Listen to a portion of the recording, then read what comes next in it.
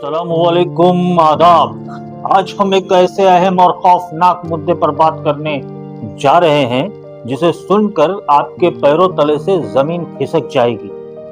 बात है भिवंडी के एमएलए जनाब रईस शेख साहब की। रईस शेख साहब ने जो कहा उस पर हम बात करेंगे। बात है भिवंडी की, लेकिन रुकिए, अगर आपको लगता है कि ये सिर्फ एक आम सी खबर है तो आप बहुत बड़ी गलतफहमी में हैं, क्योंकि हम बात करेंगे और शिवसेना यूबीटी की ग्रुप लीडर किशोरी पेडनेकर जी, हम बात करेंगे अशरफ आजमी साहब की भी, जो ग्रुप लीडर और म्युनिसिपल काउंसलर हैं कांग्रेस पार्टी से, और शिवसेना यूबीटी की ग्रुप लीडर किशोरी पेडनेकर जी की मामला उठाया और सबने उस मामले की हिमायत की।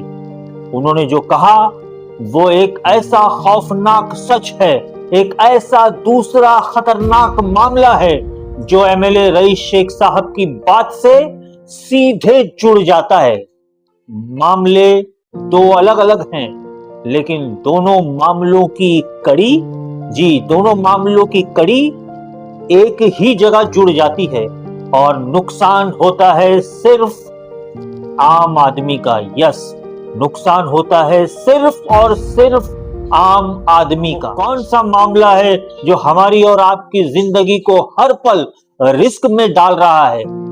उससे पर्दा उठाने से पहले आइए देखते हैं कि एमएलए जनाब रईस शेख साहब ने क्या कहा।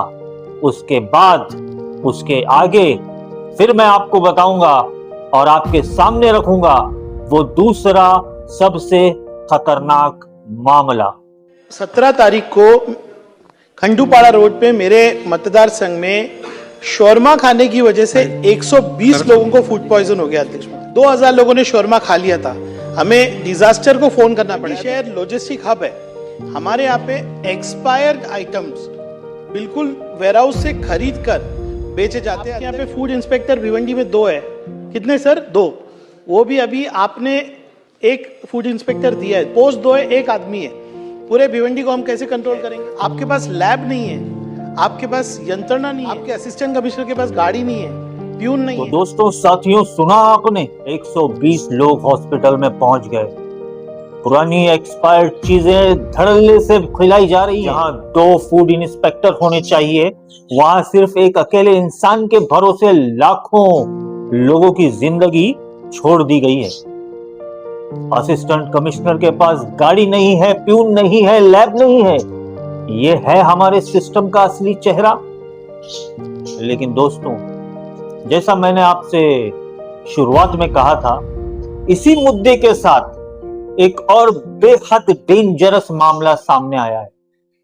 जनाब रईस शेख साहब को तो आपने सुना, अब सुनिए बीएमसी अपोजिशन लीडर और शिवसेना यूबीटी की ग्रुप लीडर किशोरी पेडनेकर जी ने क्या मुद्दा उठाया और ग्रुप लीडर और म्युनिसिपल काउंसलर जनाब अशरफ आजमी साहब ने उस बात की किस तरह हिमायत की। एजन्सी कंत्राटा मार्फत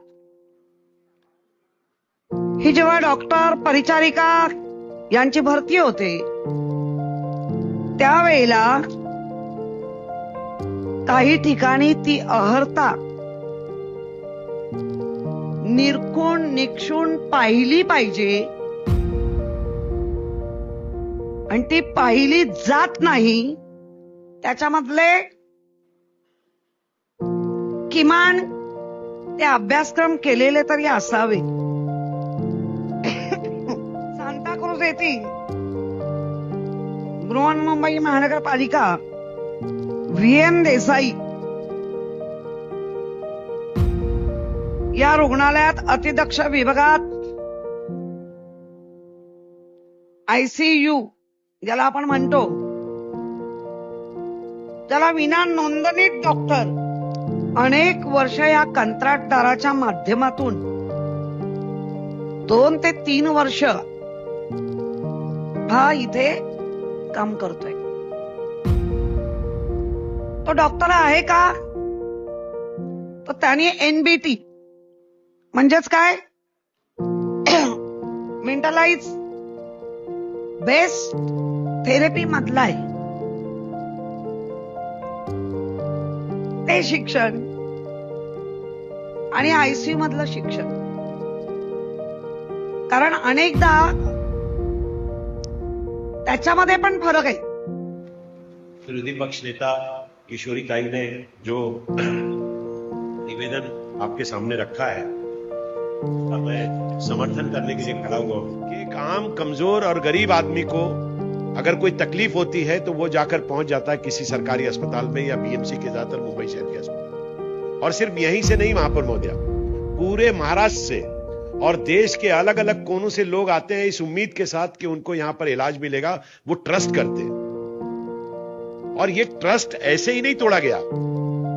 ये ट्रस्ट, जब ये बात सामने आई और MSHRC ने उनके ऊपर एक कार्रवाई करने के लिए एक नोटिस इश्यू किया, उसके बाद भी उस डॉक्टर ने, जिसके बारे में ताई ने अभी नाम बताया, भरत सावंत, उस डॉक्टर ने 3 महीने तक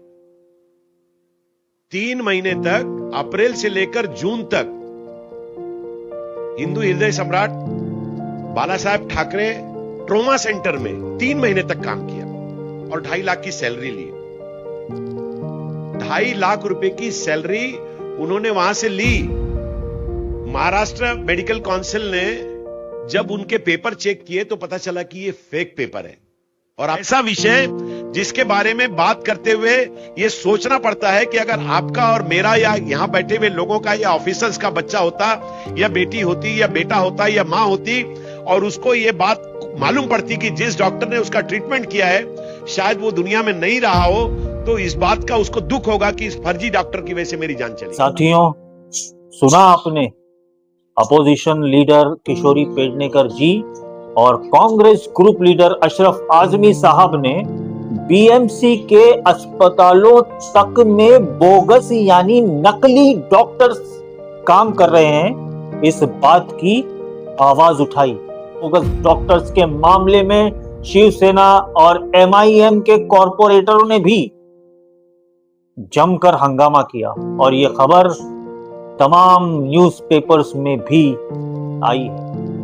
सांता क्रूज के VN देसाई म्युनिसिपल हॉस्पिटल के आईसीयू जैसे सबसे नाजुक डिपार्टमेंट में बिना मेडिकल काउंसलिंग रजिस्ट्रेशन के एक धोखेबाज डॉक्टर 2 साल तक मरीजों की जिंदगी के साथ खिलवाड़ करता रहा. 2 साल, जहां 1 सेकेंड की लापरवाही से इंसान की सांसें थम जाती है, वहां बिना मेडिकल काउंसिल रजिस्ट्रेशन के एक धोखेबाज डॉक्टर की कुर्सी पर बैठा रहा. यह बात आपको ठीक लगती है? इसी मुद्दे को उठाया है इन लीडर्स ने. अब सोचिए, एक तरफ मिलावट और जहरीला खाना और दूसरी तरफ हॉस्पिटल और क्लिनिक्स में आपका स्वागत करने के लिए बोगस डॉक्टर्स यानी नकली डॉक्टर्स.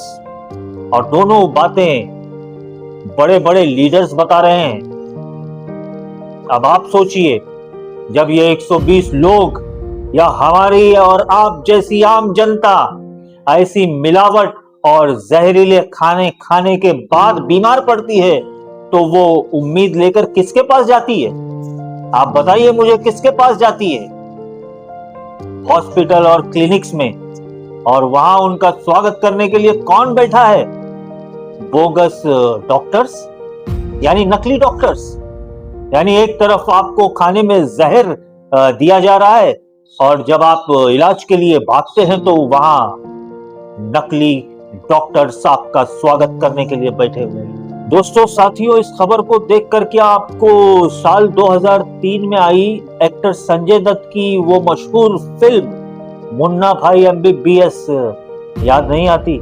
फिल्म में तो संजय दत्त यानी मुन्ना भाई सिर्फ भाईगिरी को चमकाने के लिए, अपने बाप का सपना पूरा करने के लिए नकली डॉक्टर बनता है. आज मुंबई के सरकारी अस्पतालों में जो असली मुन्ना भाई घूम रहे हैं वो जादू की झप्पी नहीं बल्कि सीधे मौत की झप्पी दे रहे हैं. ये कोई कॉमेडी फिल्म नहीं चल रही है साहब, ये आपकी और हमारी जिंदगी के साथ खेला जाने वाला एक खौफनाक और जानलेवा ड्रामा है. फिल्म के मुन्ना भाई संजय दत्त को तो उस फिल्म के डीन आस्ताना ने रंगे हाथों पकड़ लिया था, लेकिन असली मुन्ना भाई को कैसे पकड़ा जाए जो हमारी जिंदगी के साथ, हमारे परिवार के साथ, आम आवाम के साथ खेल रहे हैं?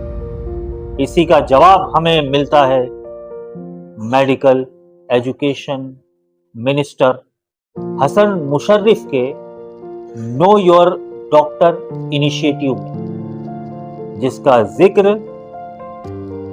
जिक्र दिव्य मराठी की रिपोर्ट्स में भी मिलता है। सरकार कहती है कि हम एक ऐसा सिस्टम लाएंगे जहां जनता अपने डॉक्टर्स को जान सकेगी, उनकी डिग्रियां वेरीफाई हो सकेंगी। लेकिन दोस्तों, साथियों, सवाल ये है कि ये इनिशिएटिव या ये अभियान और कानून तभी क्यों बनते हैं जब जनता की जान पर बनाती है, जब जनता की जान पर बनाती है। सरकारी हॉस्पिटल्स के आईसीयू तक में नकली डिग्री वाले घुस जाते हैं, 2-2 साल तक सैलरी लेते हैं और किसी भी जिम्मेदार अफसर को भनक तक नहीं होती।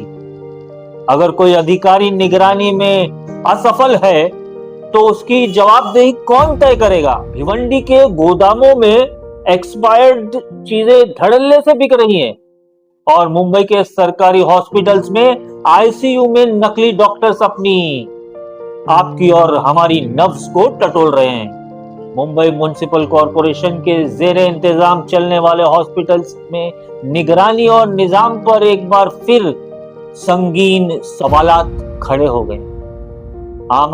आम आदमी जो है वो अपनी जान की सुरक्षा के लिए किस सिस्टम पर भरोसा करे? आपकी राय इस बारे में क्या है? आप जरूर बताइए। और साथ ही जो बात मैंने आपसे कही है कि एक तरफ भिवंडी के अंदर एक्सपायर्ड चीजें बिक रही है और दूसरी तरफ अगर आप इलाज के लिए जाते हैं तो आपको डॉक्टर्स भी जो मिलते हैं वो डॉक्टर्स भी नकली हैं या उनकी डिग्रीज सही नहीं है, तो आम इंसान जाए तो कहां जाए? इस सवाल के साथ मैं आपको छोड़ रहा हूं। शुक्रिया, थैंक यू।